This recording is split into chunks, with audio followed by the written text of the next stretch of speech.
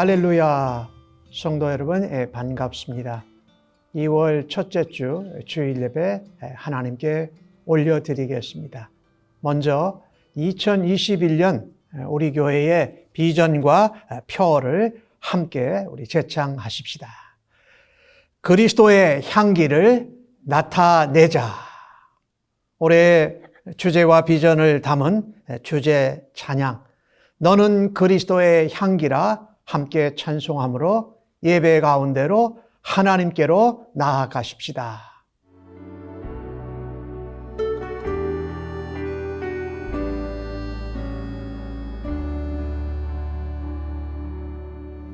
너는 그리스도의 향기라, 너는 그리스도의 편지라.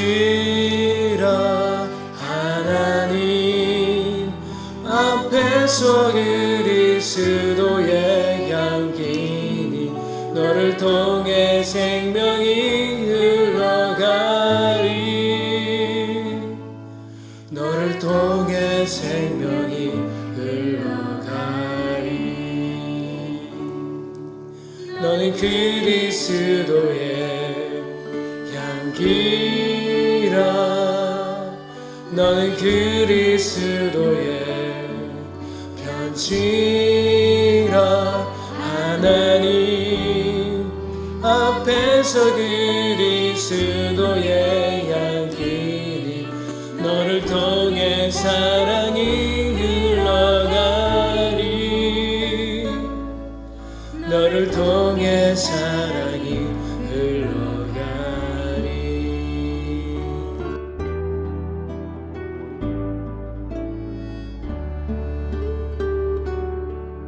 너는 그리스도의 향기라, 너는 그리스도의 편지라. 하나님 앞에서 그리스도의 향기니 너를 통해 기쁨이 흘러가리, 너를 통해 기쁨이 흘러가리, 너를 통해 기쁨이 흘러가리.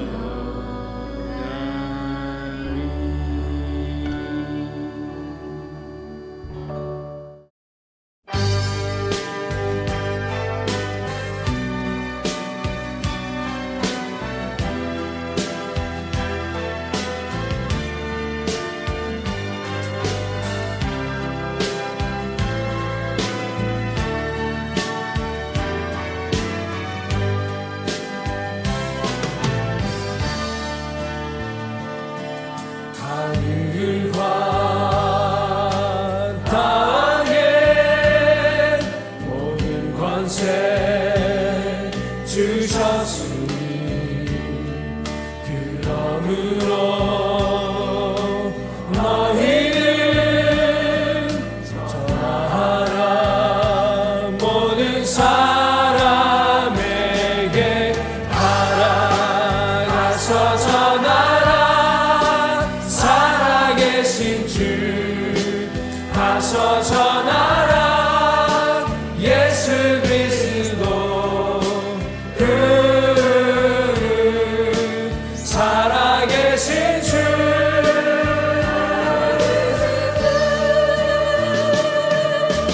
가라, 가서 전하라, 왕 대신 예수 가서 전하라, 예수 그리스도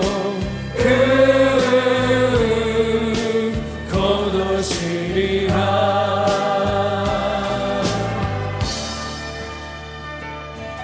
너희는 모든 족속으로 제자 삼고 성부 성자 성령의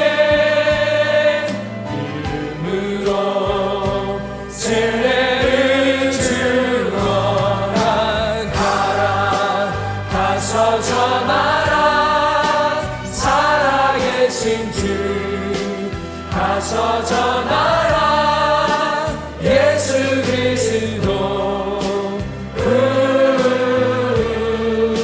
살아계신 주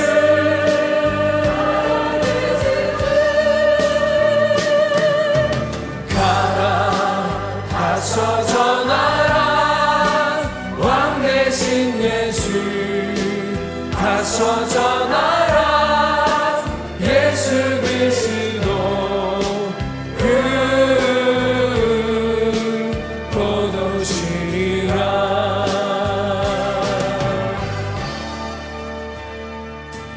너희에게 분부한 모든 것을 가르치라 이 세상 그날까지 영원히 함께 있으리라 가서 전하라 살아계신 주 가서 전하라 예수 그리스도 살아계신 주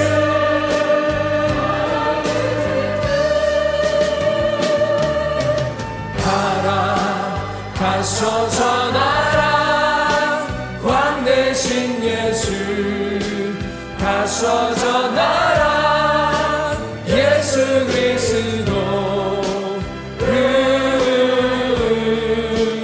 곧 오시리라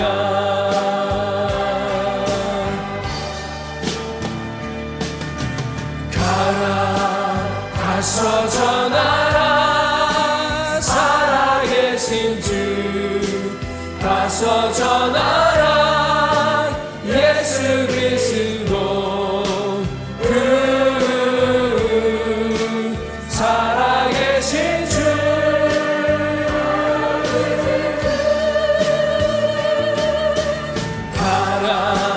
가서 전하라 왕 대신 예수 가서 전하라 예수 그리스도 곧 오시리라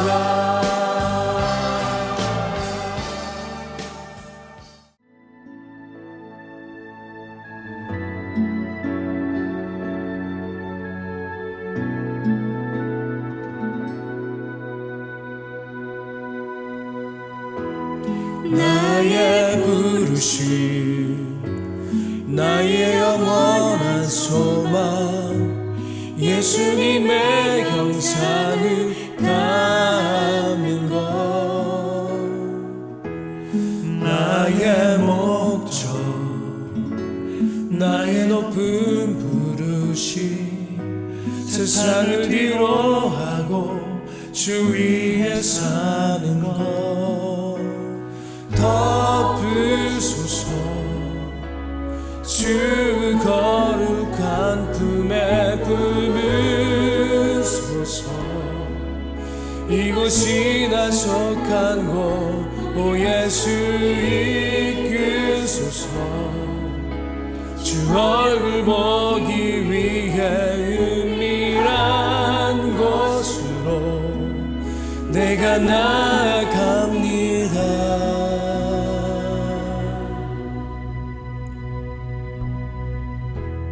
나의 부르심 나의 영원한 소망 예수님의 형상을 담는 것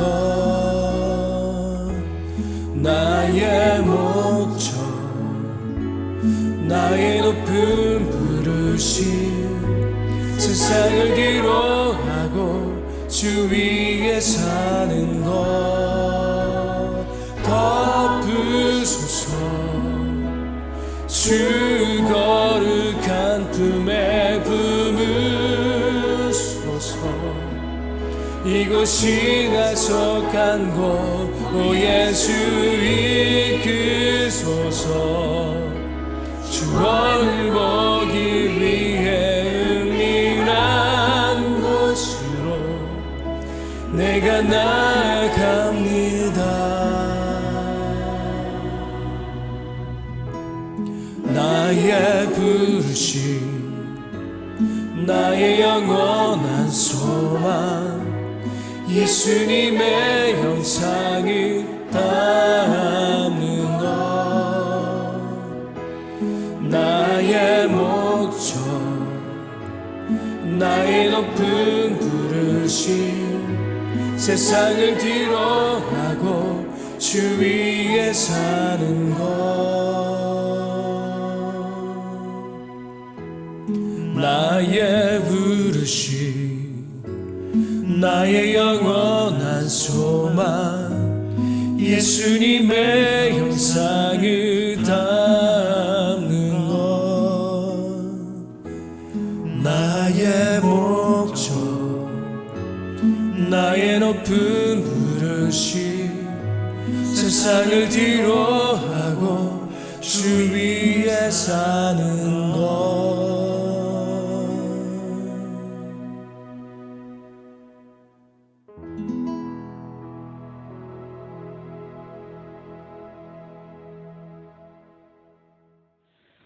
존귀하시고 거룩하신 우리 주님, 경배와 감사를 드립니다. 죄로 인하여 절망 속에 살아온 저희를 크신 은총과 사랑으로 구원하여 주시고 하나님의 백성으로 삼아 주셔서 은혜와 사랑 안에 살게 하시고 오늘 거룩한 주일을 맞아 예배 드리게 하심을 진심으로 감사드립니다. 또한 주님을 믿으면서도 세상과 적당히 타협하며 한 주 동안도 저희의 생각과 판단으로 살아온 것, 이 시간을 빌어 회개합니다. 용서하옵소서. 주여 저희를 불쌍히 여겨 주옵소서. 늘 부족하고 연약하여 쓰러질 때도 많습니다. 이 길고도 긴 코로나19에서도 지켜주심을 진심으로 감사드립니다. 하루속히 깨끗한 공기가 가득한 세상이 오길 간절히 원합니다. 저희 샘물 침례교회를 사랑하사 목사님을 비롯한 성도님들 힘들고 어려운 가운데서도 지켜주심을 감사드립니다. 주님 말씀대로 순종하며 살게 하옵시고 가정과 직장에서도 강건하게 지켜주시옵소서. 주님을 모르는 영혼 구원에도 힘쓰게 하옵소서. 어려움에 처한 선교사님들, 많은 세상 사람들 주님 불쌍히 여겨 주시옵소서. 우리 모두 외면케 하지 마옵시고 주님의 말씀 안에서 서로 도우며 헌신하며 살게 하옵소서. 항상 주님의 참된 삶을 본받고 말씀대로 살며 순종할 수 있는 새 힘을 주옵시고 강건하게 하옵소서. 오늘 주일 예배 은혜와 사랑으로 심령 충만케 하옵시고 항상 주님을 사랑하고 의지하며 동행하시길 바라며 예수님 이름 받들어 간절히 기도합니다. 아멘. 우리 모두 함께 주기도문을 하시겠습니다.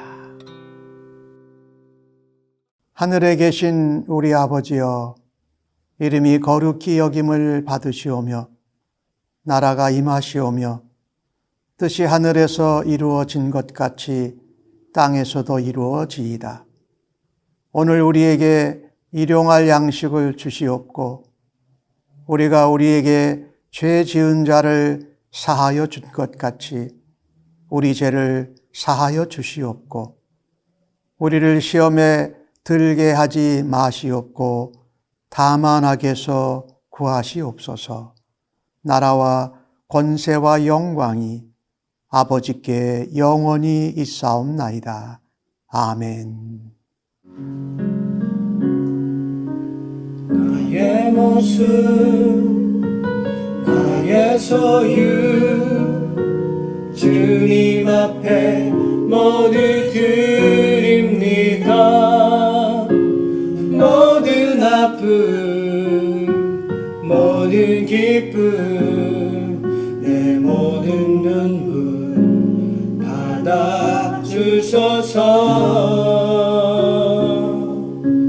나의 생명을 드리니 주 영광 위하여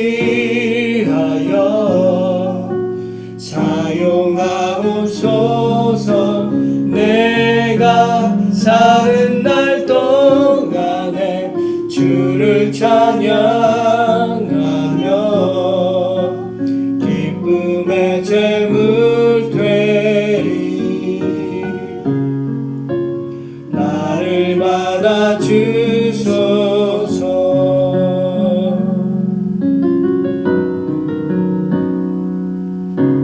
어제 일과 내일 일도 꿈과 희망 모두 드립니다.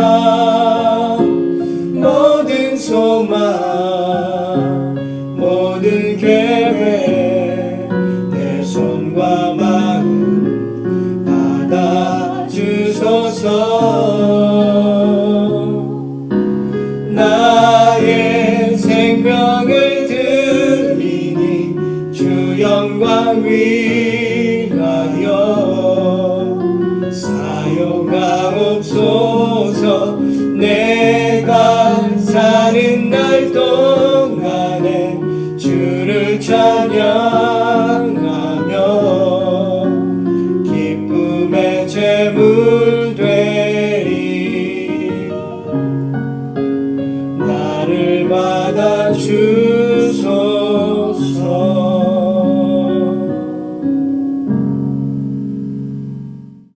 기도하겠습니다. 아버지 하나님, 2021년도 새해를 허락하신 것이 얼마 안 될 것 같습니다. 그런데 벌써 한 달이 지나고 2월 첫째 주 주일 예배로 하나님 앞에 올려드립니다. 코로나 팬데믹 상황이 가라앉지 않은 가운데 하나님 앞에 온라인을 통해서도 계속해서 예배 드릴 수 있게 하신 하나님의 은혜와 도우심을 감사하며 찬양합니다. 오늘도 각자의 처소에서 하나님 앞에 나와서 진리와 성령으로 하나님 앞에 예배 드리게 하여 주셔서 고맙습니다. 우리가 주 앞에 설 때만, 우리가 주의 은혜를 입을 때만, 주 앞에 예배할 때에 우리를 새롭게 하시고 하나님의 놀라운 영광과 은혜를 주시는 하나님을 찬양합니다. 오늘도 저희들 한 사람 한 사람이 하나님 앞에 산제물 되어서 나왔습니다. 아버지 기뻐 받으시고 우리들이 살아가는 삶 가운데 살아있는 제물로 하나님의 사람들로 사용하여 주시기를 간절히 원하며 기도합니다.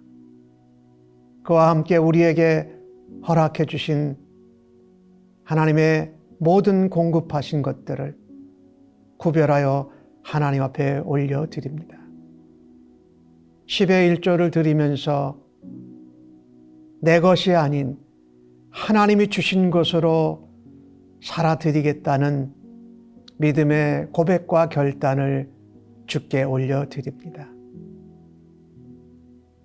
이전과 같이 감사할 것이 많이 눈에 보이지 않을 수도 있지만 그래도 하나님 앞에 감사할 수 있는 일들을 찾게 하시고 보게 하시고 하나님께 예물로 드리게 하셔 주셔서 감사합니다.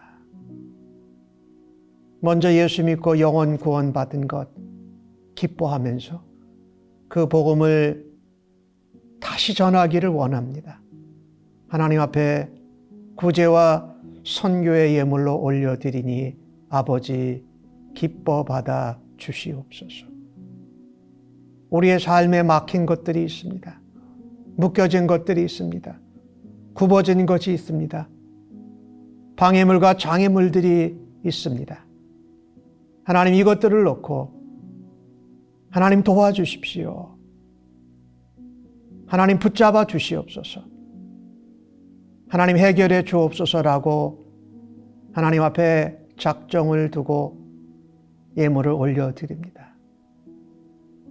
병든 자는 하나님 고쳐주시옵소서. 연약한 자는 강건케 하여 주옵소서.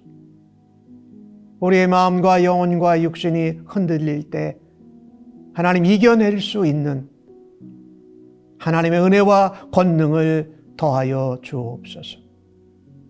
우리의 삶에 굽어진 것은 예수님이 가신 그 길과 같이 곧게 하여 주시고, 우리의 삶에 묶여진 것들은 예수의 이름으로 기도하고 선포할 때에 풀어 주실 줄로 믿습니다.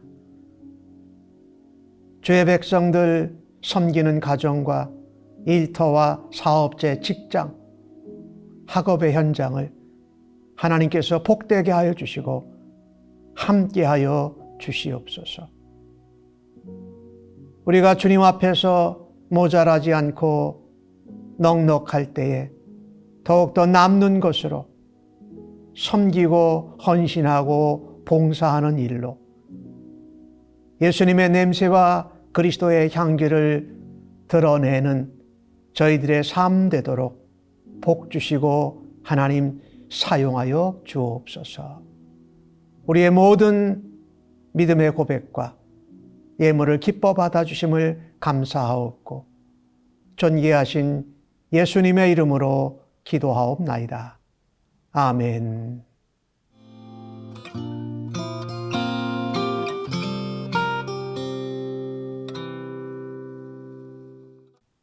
교회 소식을 알리겠습니다. 1월 달이 순식간에 지나갔습니다. 벌써 2월 달이 들어왔는데 2월에 생일을 맞으시는 성도님들을 알려드립니다. 여러분께서 잊지 말고 축하하시고 또 축복해 주시기를 바랍니다. 지난달에 와서 한 2달간 이곳 우리 샌프란시스코 베이 지역에 머물게 된 우리 옛 교우지요. 우리 피러 안상원 형제가 2월 6일이 생일이었습니다. 또 조현숙 성도님 14일, 우리 조나가 15일, 제임스 곽 성도님이 28일 생일을 맞으십니다. 여러분이 함께 기뻐해 주시고 꼭 축하해 주시고 기도해 주시기 바랍니다. 성경 통독을 마치신 분들 7분이지요. 그분들 2월 14일 날 다음 주 주일날 파킹장 예배 드릴 때에 여러분의 묶어진 성경책과 또 시상을 함께 하도록 하겠습니다. 2월 달에 19일 날 금요일입니다. 독거노인과 노숙자들에게 식사를 대접하는 커뮤니티 디너가 2월 19일 날 있게 됩니다. 지난번과 같이 최소한의 인원으로 이것을 감당하려고 합니다. 여러분들께서 이 일에 직접 교회에 나오실 필요는 대개의 분들이 없습니다. 함께 위해서 기도해 주십시오. 노숙자분들, 독거노인들이 이런 음식을 먹으면서도 또 주님의 사랑과 하나님 나라를 발견할 수 있는 은혜를 달라고 여러분이 기도해 주시기 바랍니다. 세금 보고용 헌금 내역 우편으로 다 발송했는데 아직 받지 못해서 꼭 필요하신 분들은 우리 재정 담당자 우리 샤안 형제님 또 우리 영웅 형제님 그리고 저에게 연락을 주시면 보내드리도록 하겠습니다. 사역 담당자 모임 2월 12일 이번에는 금요일입니다. 6시 30분에 줌으로 모이도록 하겠습니다. 파킹장 예배 2월 14일 날 1시에 교회 파킹장에서 모이게 됩니다. 그래서 2월 14일 날은 우리가 줌으로 하는 성경 공부는 한 주 쉬게 됩니다. 2월 14일 날 예배 마치고 나서 우리 2020년도 결산총회를 줌으로 모이도록 하겠습니다. 그리고 2월 17일 수요일인데 그날이 제 수요일입니다. 사순절 금식기도가 시작되는 날입니다. 여러분이 참고하시기를 바라고 다른 내용들은 주보를 봐주시기 바랍니다.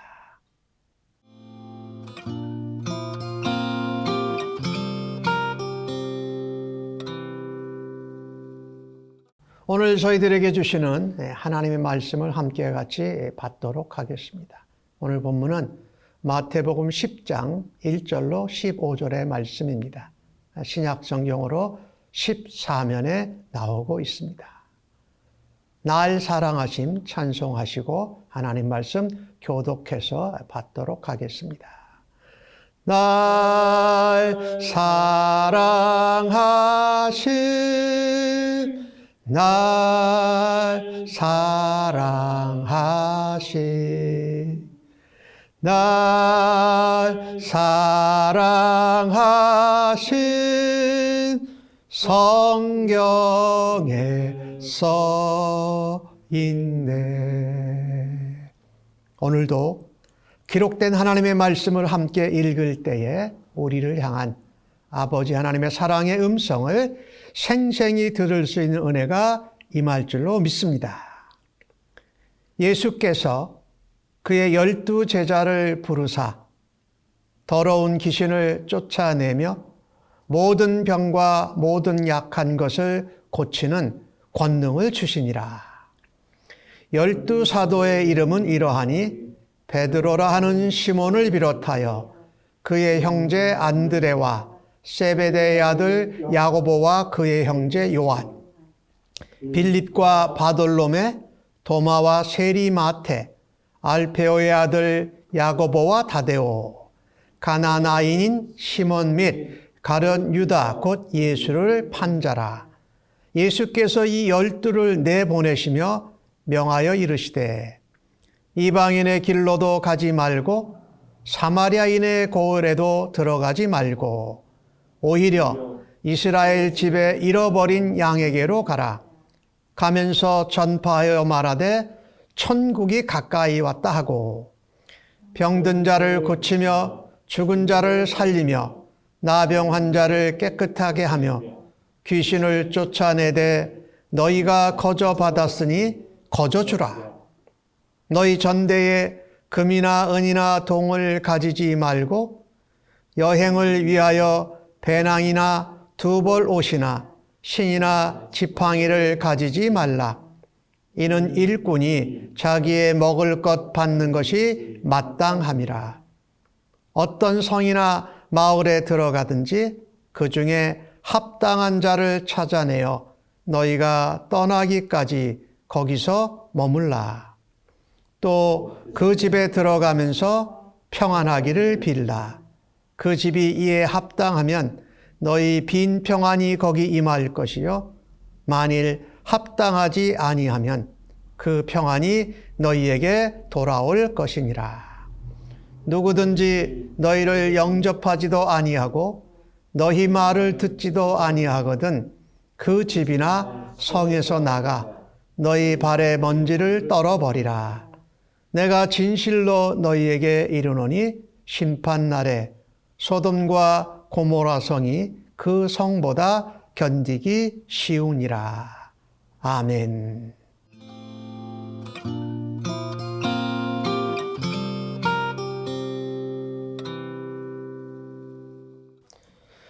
오늘 주신 본문의 말씀을 가지고 제자를 부르신 주님이라는 제목으로 말씀을 나누고 은혜 나누기를 원합니다.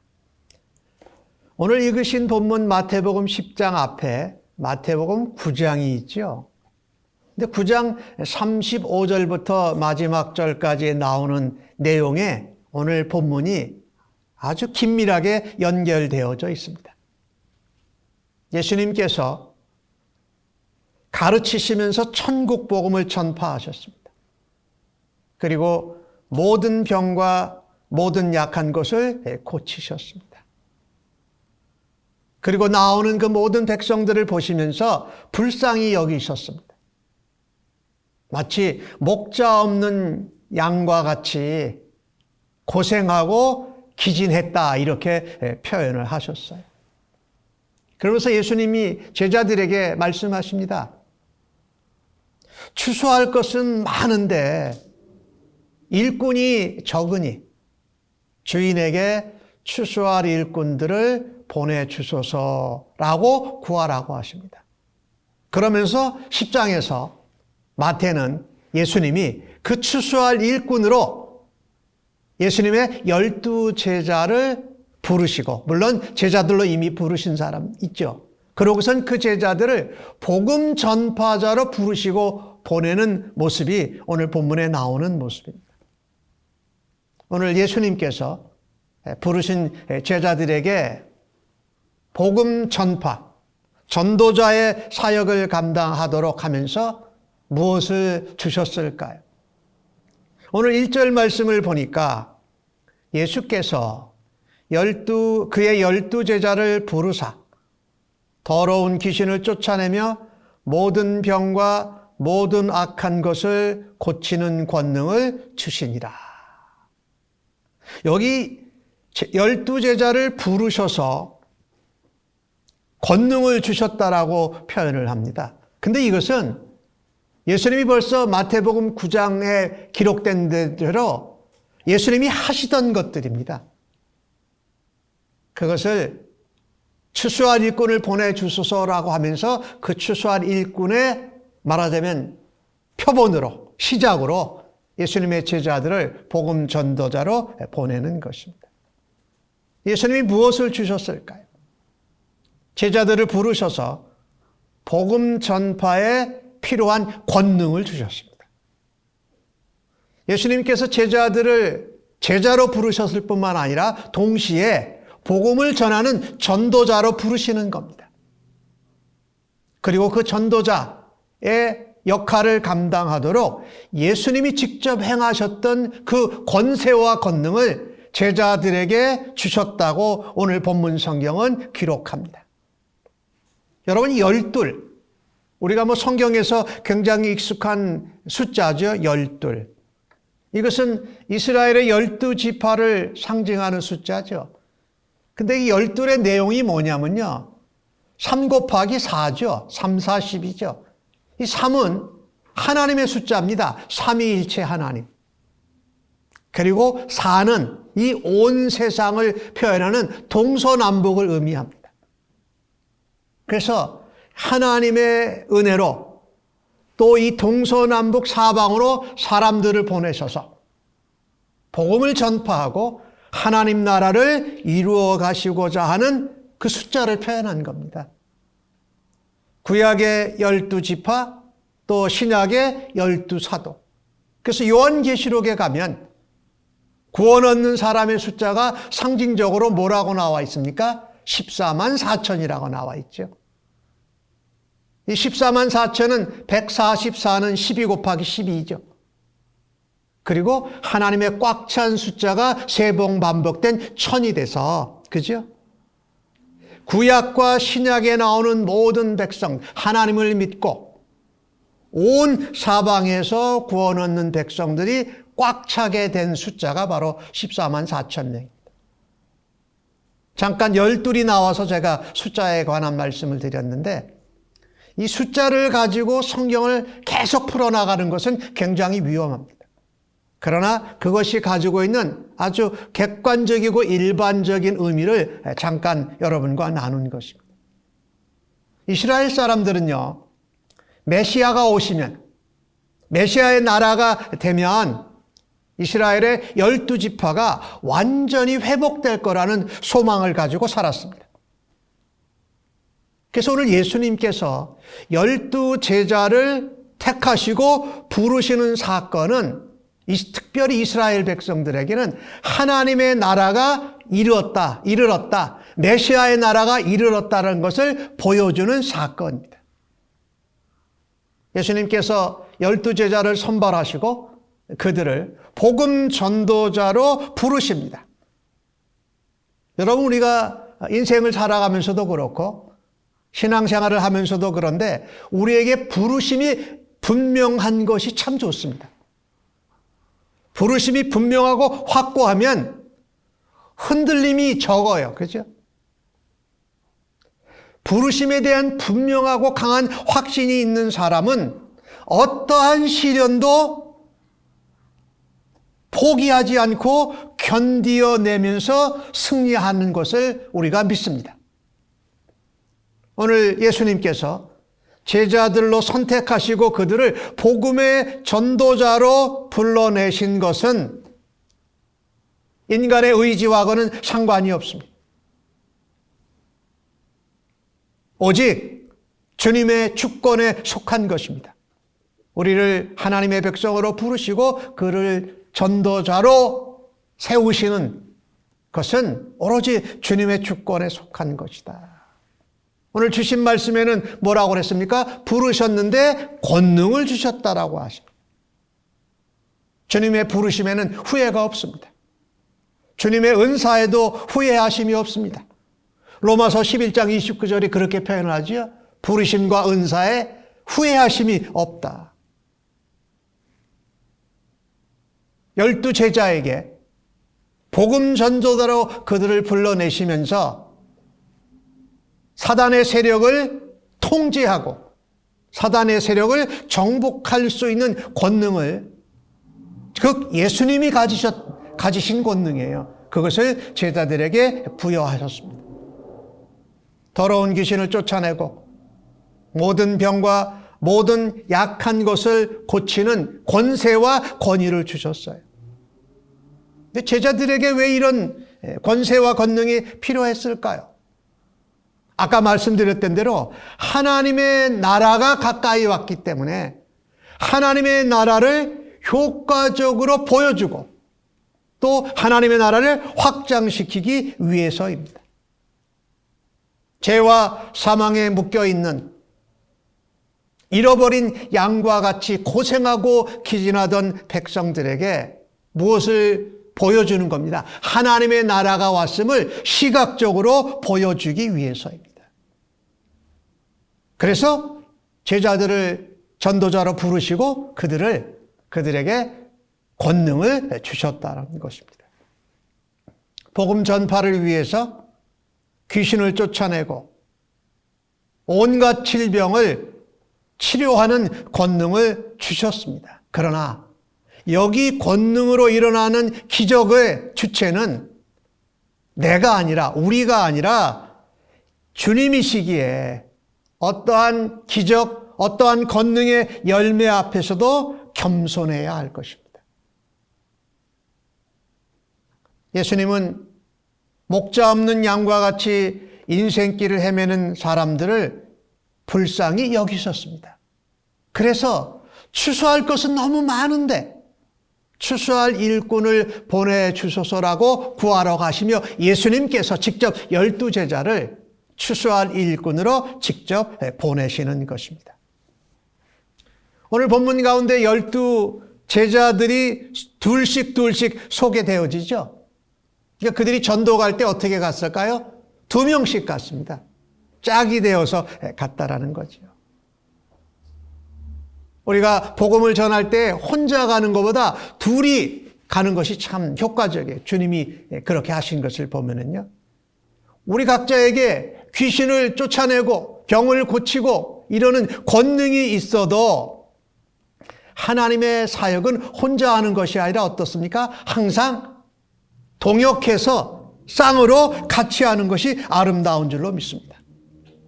혹시 내게 주님이 나를 전도자로 부르시고 또 나에게 권능을 주셔서 하나님의 나라를 보여주고 복음을 전할 수 있게 하시는데 내가 권능이 있다고 혼자만 하려고 교만하지는 않습니까? 아니면 같이 팀으로 해야 되는데 나 혼자만 하겠다고 독불장군으로 하지는 않는가?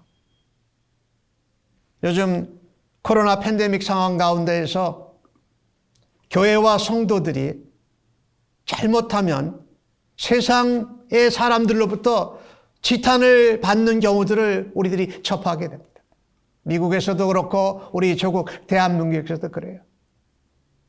지금 코로나 팬데믹 상황에서 우리가 온라인으로 예배 드리는 것으로도 하나님 앞에 감사하고 지내야 되는데 계속 현장에 막 모이는 겁니다. 이 독불장군이에요, 이거. 세상 백성들과 우리 하나님의 백성들, 성도들과 함께 서로 함께 팀워크로 가는 게 아니라는 거죠. 아무리 지금 복음을 전하고 복음을 전파해야 되는 것이 중요해도 그것을 혼자 독불장군식으로 해서는 안 된다라는 거예요. 제자들은 천국 복음을 전하면서 사단에게 사로잡힌 자들을 자유케 했습니다. 귀신을 쫓아냈습니다. 질병이 고쳐졌습니다. 이것은 하나님 나라가 임하고 하나님 나라가 확장되어지는 증거라는 것입니다. 이와 같이 사단의 세력, 악의 세력들을 다스리고 정복하는 권능을 제자들에게 예수님이 주신 것처럼 교회와 성도들에게도 그와 같은 권능이 주어진 줄로 믿습니다. 그래서 교회와 성도는 우리 주님 다시 오실 때까지 악의 세력을 통제하고 그 악에 대해서 승리하면서 하나님 나라를 드러내고 보여주는 이 사역을 감당해야 할 줄로 믿습니다. 우리들 자신에게 스스로 한번 물어보십시다. 나는 복음을 전하기 위해서 나를 전도자로 부르신 그 하나님의 부르심에 감사하고 있는가? 또 전도하는 그 사명을 감당하라고 내게 주신 그 능력을 나는 사용하고 있는가? 그리고 그것을 누리면서 즐거워하고 있는가? 아무쪼록 주님이 나를 하나님의 자녀로 부르시고 또 전도자로 부르시면서 우리에게 주신 그 권능을 잘 활용함으로 주님께 칭찬받는 성도님들 되시기를 주님의 이름으로 간절히 축복합니다. 두 번째로 오늘 제자들을 부르신 주님께서 제자들에게 무엇을 주셨을까요? 오늘 주신 말씀 6절과 7절의 말씀인데 이번에는 같이 한 목소리로 읽어보십시다. 오히려 이스라엘 집에 잃어버린 양에게로 가라 가면서 전파하여 말하되 천국이 가까이 왔다 하고 주님이 12제자를 전도자로 부르셔서 권능을 주셨고 두 번째 주신 것은요, 주님이 잃어버린 양에게 천국을 전하는 사명을 주셨습니다. 첫 번째 우리를 부르시고 권능을 주셨다면 두 번째 주님이 제자들에게 주신 것은 그거였습니다. 보내십니다. 그리고 그들에게 사명을 주십니다. 1절에는 12제자라고 그랬는데 오늘 2절 말씀에 보니까 뭐라고 불렀습니까? 12사도의 이름은 이러하니 그러죠. 그러니까 주님이 예수 믿고 주님의 제자로 부르심과 동시에 그 다음에 주님이 뭐를 의도하신 거냐면요. 전도자로 부르셔서 어떻게 해요? 보내는 거, 파송하는 것을 마태가 기록을 하고 있는 것입니다. 사도는 무슨 의미냐면요. 보내심을 받은 사람이라는 의미예요. 무엇을 위해서? 영혼 구원을 위해서. 주님과 같이 잃어버린 양들을 불쌍히 여기고 주님의 권능 그대로 우리에게 주신 권능을 따라서 보냄을 받으면서 영혼을 건져내는 일을 감당하고 하나님 나라를 확장하며 세워가는 자로 파송받는 사람이 바로 사도라는 겁니다. 그래서 오늘 마태는 1절에 제자라고 불렀는데 2절에서는 바로 사도라는 표현을 합니다. 보내심을 받은 자다. 파송을 받은 자다. 부름받은 제자였고 다시 보냄을 받는 사도들이다 라고 그렇게 표현한 것입니다. 그래서 복음 전도자는요, 예수님의 삶, 예수님의 사역, 예수님의 말씀을 따라야 합니다. 오늘 예수님의 관심은, 주된 관심은 오늘 읽으신 말씀을 보니까 택하신 백성 이스라엘에 있었습니다. 이스라엘의 잃어버린 양들에게로 가라 그렇게 말씀하시잖아요. 그죠? 주님이 이스라엘 집에 잃어버린 양에게로 먼저 사도들, 전도자들을 보내십니다. 근데 이 말씀을 들으면 참 이상한 생각이 들어요. 아니, 왜 이스라엘의 잃어버린 양에게로 가라고 하셨나? 오히려 이방인이나 사마리아인에게 가지 말고 이스라엘의 잃어버린 양에게로 가라. 그렇게 말씀하셨어요. 또 마태복음 28장 19절 20절에 보면은 너희는 땅 끝까지 모든 백성에게 복음을 전하라게 하셨잖아요. 그리고 사도행전 1장 8절에 보면은 예루살렘과 온 유대와 사마리아 땅 끝까지 이르러 내 증인이 되라 말씀하셨잖아요. 이 말씀과 서로 충돌하지 않을까요? 이렇게 생각하는 분도 있습니다. 그런데 그렇지 않습니다. 왜 이스라엘의 잃어버린 양에게로 가라고 하셨느냐? 이스라엘 백성들이 예수님, 하나님 나라를 보고 복음을 들음을 통해서 그것이 유대와 예루살렘과 온 유대와 사마리아 땅 끝까지 퍼져질 것이기 때문에 그렇습니다. 그리고 아직 시간적으로는 아직 주님이 십자가에 죽으시지도 않았습니다. 부활하시지도 않으셨습니다. 승천도 아직 안 하셨고 이제 제자들 공생의 사역을 시작해서 막 제자들을 택하시고 그들을 전도자로 파송하는 그 기간이기 때문에 먼저 오히려 다른 데로 가기 전에 이스라엘의 잃어버린 양들에게 가라고 말씀하십니다. 주님이 십자가에 죽으시고 부활하시고 승천하시면은 다 이방 사람들에게 온 땅 끝까지 가서 복음을 전하라고 말씀하시죠. 그 다음에 오늘 예수님이 그들을 복음 전도자로 파송하시면서 무엇을 주시냐면요, 사명을 주십니다. 사명. 오늘 주신 말씀에 보니까 그것이 천국이 가까이 왔다라고 했잖아요. 가면서 전파하여 천국이 가까이 왔다라고 전하라고 하는 것입니다. 그러니까 이 전도자의 사명은 하늘나라가 가까이 왔다. 하늘나라가 임했다. 하늘나라가 완성될 거다. 이 하늘나라를 전하는 사명입니다. 이 땅의 나라, 세상의 나라를 전하는 것이 아니라 하나님이 통치하시고 우리 예수님이 주인 되시는 하나님의 나라, 그 나라가 여기 임했다, 가까이 왔다라고 전하는 것입니다. 사명을 감당하도록 보내십니다. 그리고 전도자로 부르실 때에 이미 우리에게, 제자들에게 권능을 주셨습니다.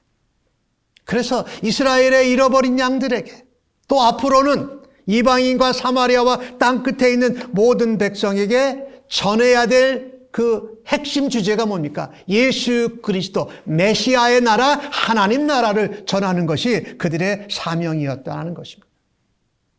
예수님이 이 땅에 오심으로 새로운 시대가 시작되어졌습니다. 메시아의 나라, 하늘나라가 이 땅에 임한 것이지요. 그래서 우리가 이 마태복음에 나오는 내용을 보면은요, 침례 요한이 예수님 전에 침례를 베풀면서 외쳤던 말이 뭐죠? 광야에서 회개하라, 천국이 가까이 왔느라 그랬잖아요. 예수님의 길을 예비하고 준비하는 자로 왔던 침례 요한의 외침이 회개하라, 천국이 가까이 왔다. 그 다음에 예수님이 실제로 공생의 사역을 시작하실 때 예수님이 뭐라고 그러셨습니까? 회개하라, 천국이 가까이 왔느니라 그러세요. 오늘 본문에는 제자들을 보내시면서 천국이 가까이 왔느니라 하는데 다른 성경 사본에는 여기에 회개하라가 앞에 들어있어요. 그러니까 제자들이 가서 전한 것이 하나님 나라, 천국을 전했는데 회개도 같이 전했던 것이라는 거죠. 여기에 참 중요한 의미가 있습니다.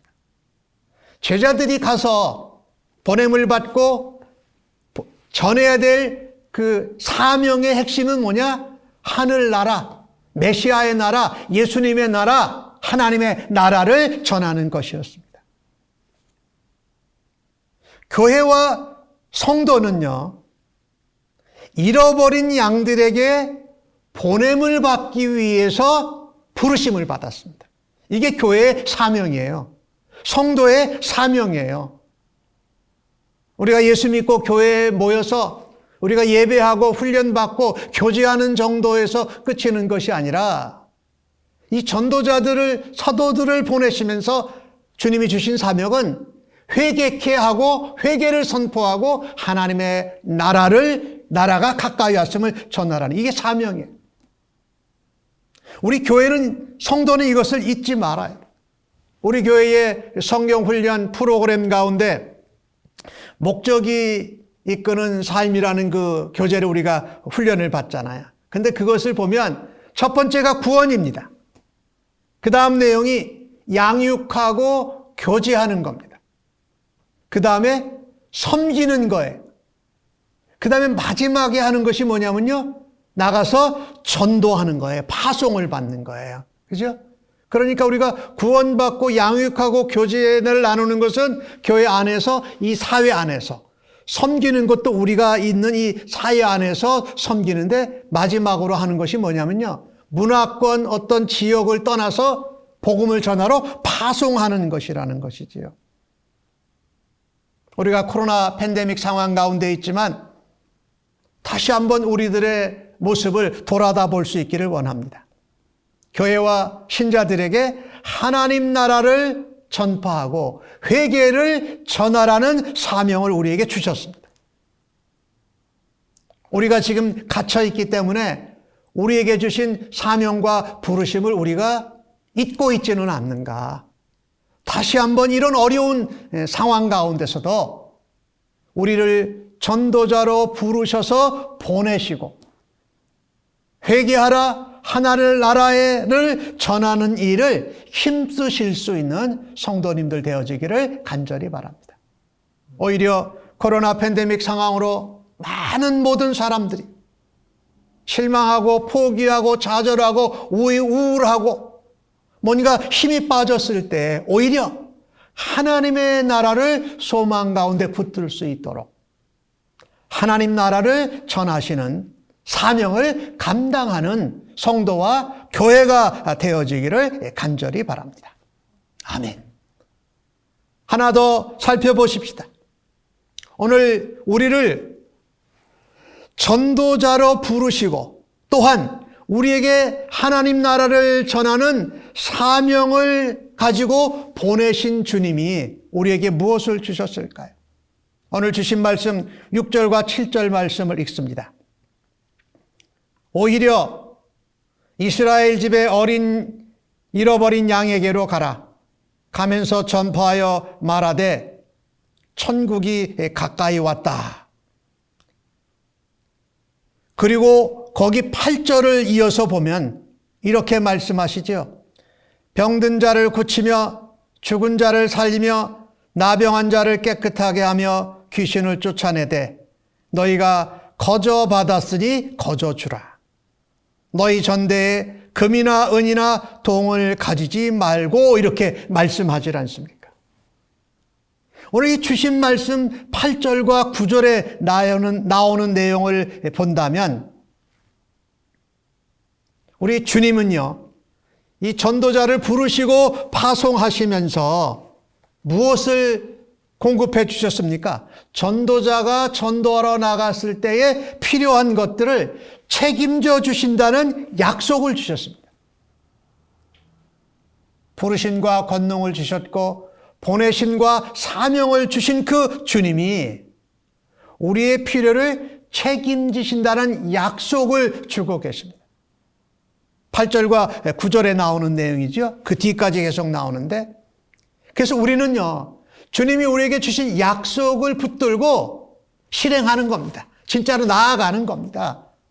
아, 나를 부르셨어? 나를 보내셨어? 권능을 주셨어? 사명을 주셨어? 알고 끝나는 것이 아니라 그 약속을 붙들고 믿음으로 실전으로 나아가는 것을 우리에게 기대하고 계십니다. 거기에는 복음 전파하는 원칙들이 있습니다. 거저 받았으니 거저 줘라. 내가 은혜로 은사로 받았으니 우리가 대접하고 나누고 섬기는 것도 은혜대로 은사대로 거저 주라는 말씀입니다. 병 들린 사람, 귀신 들린 사람, 약한 사람들을 고쳐주되 기꺼이 거저해 주어야 한다. 또한 오늘 본문은 우리에게 약속해 주십니다. 복음 전도자가 복음을 전하는 자로 나아갈 때에 그 필요를 누가 아신다? 우리 주님이 아신다. 우리를 부르시고 보내신 자 그분이 아신다. 그리고 그것을 공급해 주시고 책임져 주신다라는 약속을 우리에게 주셨습니다. 그러니까 그 약속을 믿고 실행하는 겁니다. 실천하는 겁니다. 오늘 주신 말씀 가운데 10절에 그렇게 말씀하지요. 여행을 위하여 복음 전도자가 전도 여행을 떠날 때에 배낭이나 두벌옷이나 신이나 지팡이를 가지지 말라. 이게 원래는 사람들이 가게 되면 짐을 이렇게 지고 가고 옷이나 신발이나 지팡이도 여분으로 가지고 가는데 여분으로 가져가지 말라라는 것은 두 가지 의미가 있습니다. 하나는 그 정도로 급히 갈도록 긴박하다. 가서 잃어버린 양들에게 회개하고 하나님 나라를 전하는 것이 그렇게 급하다라는 것을 말씀하고 있고요. 또 하나는 너희가 그거 준비하고 만들고 또는 모금하고 이러는 동안에 너희에게 그런 긴박선과 주님을 의지하는 주님의 약속을 붙드는 그 믿음이 희미해지고 사라질 것을 주님이 아셨던 것입니다. 여행 장비, 음식, 잠잘 곳 이런 거 걱정하지 마라. 준비하다가 시간 지체하지 마라. 걱정하고 염려하다가 너희에게 준 사명도, 너희가 받은 권능도, 너희가 받은 약속도 그냥 잊어버릴 것을 주님이 아시기에 긴박하게 말씀하고 계신 것입니다.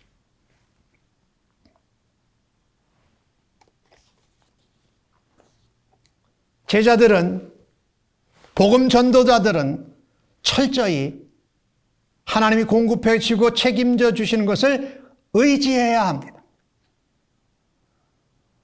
경제적인 문제도 난관도 주님이 해결해 주실 줄로 믿고 나아가는 것입니다. 별도의 경비 마련을 위해서 지체하지 말라는 것입니다. 여분의 옷, 신, 지팡이를 갖지 않고 최소한의 것만 가지고 긴박하게 주님의 약속을 의지하고 떠나라는 겁니다. 그때에 나머지 모든 필요를 주님이 채워주실 것을 믿고 나아가는 것입니다. 모든 필요를 하나님이 공급해 주실 줄로 믿고 하나님께 맡기라는 말씀입니다. 여기 집에 들어가는 경우가 11절에 나와 있죠. 어느 성이나 마을에 들어가거든 그 중에 합당한 자를 찾아내어 거기서 하나님 나라를 전하고 복음을 전하고 거기서 머물러라. 그리고 그 집에 들어갈 때 평안을 빌어줘라. 그 평안, 여기는 뭡니까? 복음을 듣고 하나님 나라를 보고 듣고 그들이 예수님을 믿고 하나님 나라의 백성이 되는 것을 말하지요. 그러면 그 사람이 하나님과 화목하게 돼서 평안할 것이고 그것을 받아들이지 않고 거절하면 그 집에나 성에서 나와서 먼지를 털어버려서 회개할 수 있는 복된 기회가 왔는데 내가 전하지 않은 것이라 당신이 받아들이지 않았습니다라고 하면서 거기서 딱 경계를 구분하라고 말씀하고 있는 것이죠. 이것은 이스라엘 백성들, 유대 사람들의 인사는 항상 만나면 인사가 뭡니까? 샬롬입니다. 샬롬. 평안이 있을지어다라고 예수님이 제자들에게 돌아오셨을 때도 말씀하셔야 돼요. 너희에게 평안이 있을지어다. 이 평안은 어떤 평안이냐면요, 하나님과 하나 돼서 하나님 나라의 백성 되는 것을 말하는 거예요. 거기에 내가 하나님이 나의 창조주요 주인이요 왕이신 것을 모르고 살았던 것을 뭐예요? 회개하는 겁니다. 그래서 메시아로 오신 예수 그리스도를 나의 왕으로, 평강의 왕으로 믿는 것을 말하지요. 그때 진정한 평안이 우리에게 임하는 것이죠. 그래서 우리는 누구의 집을 방문할 때든지 가서 눈을 감고 평안을 빌고 축복해야 됩니다. 그 가정을. 그리고 그것이 만약에 그 가정에 받아들이지 않는다면 그 빈 복이 나에게 돌아올 거라고 오늘 말씀하고 계시잖아요. 그래서 오늘 주신 말씀을 보면서 우리는요, 복음 전도를 한다라는 것은 전적으로 하나님의 일입니다. 그죠? 그 하나님의 일을 감당하라고 우리에게 부르시고 권능도 주시고 우리에게 보내시면서 사명도 맡겨주시고 우리에게 필요한 것을 책임지고 공급해 주실 약속을 주시면서 우리가 그 실천의 실행의 현장으로 나아가라고 말씀하십니다. 우리가 코로나 바이러스 팬데믹으로 어려움을 겪고 있는 이 상황 가운데 이 복음 전하는 일이, 전도 나가는 일이 더 예전보다 어려워졌습니다. 그러나 하나님이 주시는 약속을 붙들고 또 하나님이 우리에게 실천의 장을 열어주실 것을 믿고 그 일에 함께 우리 모두가 힘을 낼 수 있기를 간절히 바랍니다. 마태복음 6장 33절은 우리에게 말씀하지 않습니까? 먼저 그의 나라와 그의 의를 구하라. 그리하면 이 모든 것을 너희에게 더해 주신다고. 우리가 그리스도인으로 살아가는 것, 복음 전도자로 보냄을 받아서 사명을 감당하는 것, 그것을 위해서 인간적인 걱정과 염려와 계획을 내려놓고 주님이 책임져 주시고 공급해 주신다라는 믿음, 약속을 붙들고 믿음으로 나아갈 수 있기를 간절히 바랍니다. 믿음을, 약속을 붙들고 실행하는 것은 언어 능력이나 지식이나 재정보다도 훨씬 중요합니다. 아무런 보잘것이 없는 사람일지라도 복음의 능력, 우리를 부르실 때 능력을 주시고 우리를 보내실 때 사명을 주시고 우리에게 실천 현장에서 약속을 주시는 주님과 함께 나아갈 때에 놀라운 열매가 하나님 나라에 맺어질 줄로 믿습니다. 미국의 루스벨트 대통령의 보좌관이었던 홉킨스라는 분이 있습니다. 이분이 1945년에 얄타 회담에 같이 보좌관으로 참석을 했습니다. 근데 그때 그는 그 소련의 화폐 1루블짜리 지폐 한 장을 가져다가 그 세계적인 지도자들이 얄타 회담에 모인 사람이 처칠, 스탈린, 루스벨트 이 세 사람의 사인을 그 1루블짜리 지폐에다가 사인을 받았습니다. 당시 그 1루블의 돈은 한 $10 정도의 가치였습니다.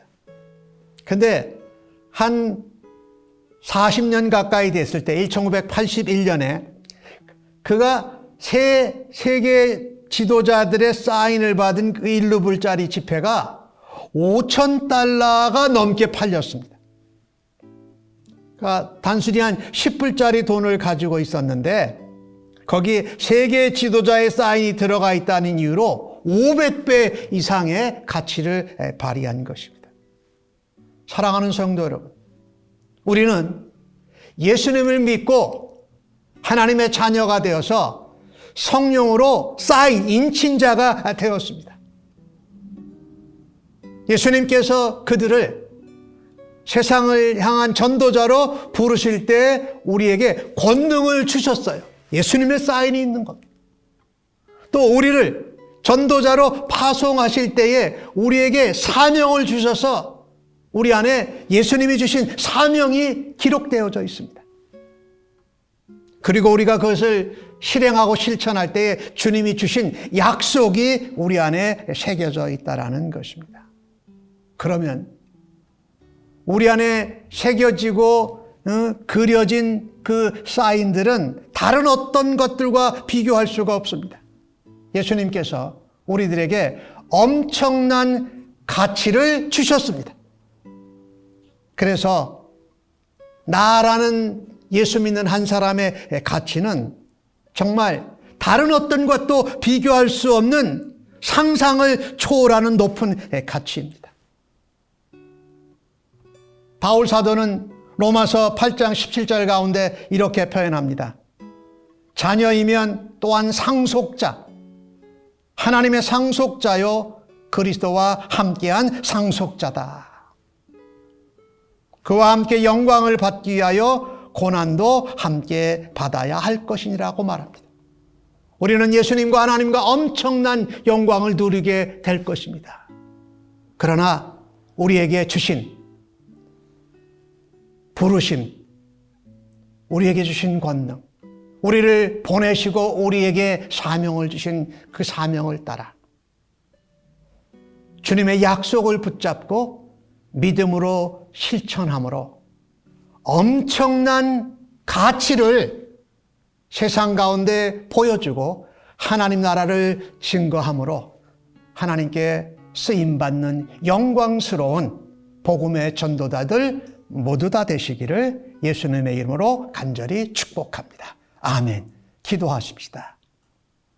하나님, 정말 죄와 사망으로 죽었던 자, 연약하고 볼품없는 저희들을 하나님 자녀로 삼아주셔서 감사합니다.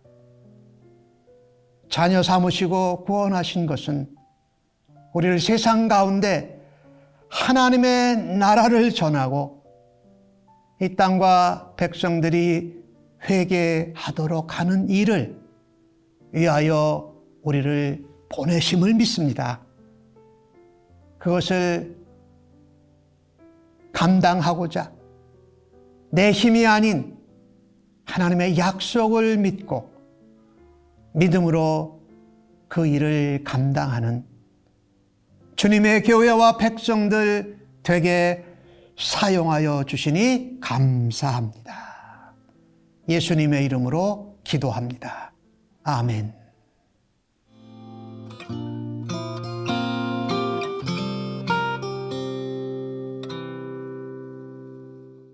오늘 받으신 말씀을 생각하시면서 찬송 323장 부름받아 나선 임음 찬송하시고 축도로 예배 마치겠습니다.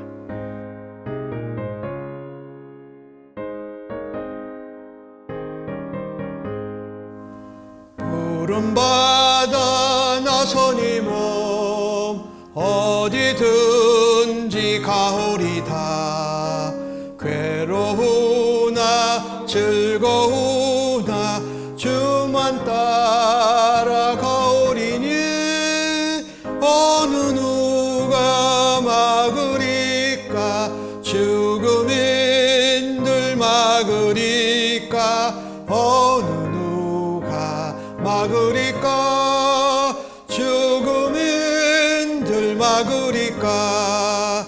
악올 골짝 빈들에도 복음 들고 가오리다. 소돔 같은 거리에도 사랑 안고 찾아가서 종의 몸에 지닌 것도 아낌없이 드리리다. 종의 몸에 지닌 것도 아낌없이 드리리다. 존귀 영광 모든 권세 무님 홀로 받으소서. 멸시천대 십자가는 제가 지고 가오리다. 이름 없이 빛도 없이 감사하며 섬기리다. 이름 없이 빛도 없이 감사하며 섬기리다. 아멘.